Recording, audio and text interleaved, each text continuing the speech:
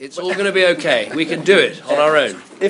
If you need those DUP votes, what are you prepared to offer the DUP and Northern Ireland in return? I'm going to spend the next 30 days campaigning for and fighting for an all-out Conservative majority. We are only 23 seats short, and I'm going to spend every day between now and polling day addressing that and trying to win that. If I fall short, you can ask me afterwards, but I'm not going to speculate on this now. I'm going to fight for the majority that I think we can win and I think the country needs, because it would be a more accountable and more decisive government. Shammer, what do you hope to get out of today's visit?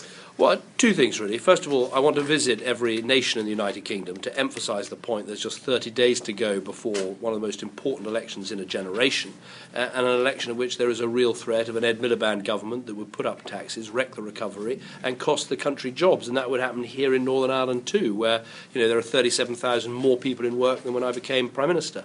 I also wanted to come to Northern Ireland to wish luck to Conservative candidates here, because of course we're the only party that stands in all four nations of the UK. Prime Minister, bring back to Northern Ireland. We're back in a welfare impasse, welfare reform. What does this do for Northern Ireland in the terms up to a general election and the region itself? Well, I think it's a pity that this hasn't been fully resolved, but I stand by the Stormont House agreement. I think it was a very good agreement. I commend everyone for their hard work. We have put in place our side of the deal. We've legislated for corporation tax to be given over to Northern Ireland. We're happy to make the other changes that we've talked about, but everything needs to be put in place. So we'll keep working at it. We're hopeful of a good outcome, but everything needs to be put in place to move forward. Northern Ireland must be one of, if not the most traditional, conservative with a small c, parts of the UK. Why do you feel that the Conservative Party really hasn't made any electoral inroads here? I think these things take a lot of time when you're getting over moving from politics, which has been more based on other divides, to politics which is more based on a more right-left spectrum.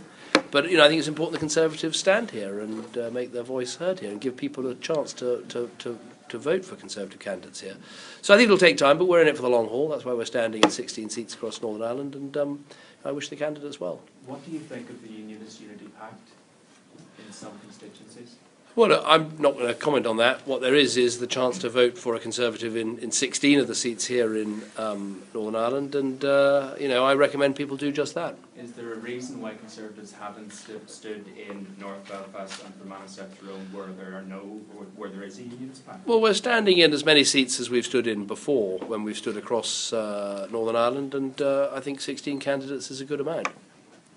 When you were here last time, Prime Minister, you were involved in the negotiations that led to the Stormont House agreement. Now that has unravelled since. I wouldn't say unravelled. Look, there's a stall. It's stalled, but I'm confident that we will get the show back on the road. It was a very long and hard negotiation, and full credit to Theresa Villas for the amazing work she did. Now, as part of that, we agreed on parallel financial support, borrowing powers, more economic powers, the devolution of corporation tax, a whole series of things. And, those are the things that we agreed to do, we're putting in place. And I'm confident that the deal will come back together, but obviously it's stalled for the time being while this welfare issue is resolved. Okay, sorry, we're going to have to move next door. The actual question was, would you have concerns that it may become an issue for the next government? Well, I hope that it's going to be resolved, but I know that everyone wants to achieve the same thing here, which is the full working of the devolved institutions in Northern Ireland, and I don't think there's any reason why that shouldn't happen. It's what everybody wants. It's the right outcome. People in Northern Ireland here want their politicians to come together and agree these things and implement these things, and so that's what needs to happen. Okay. Thank you very much. Thank you.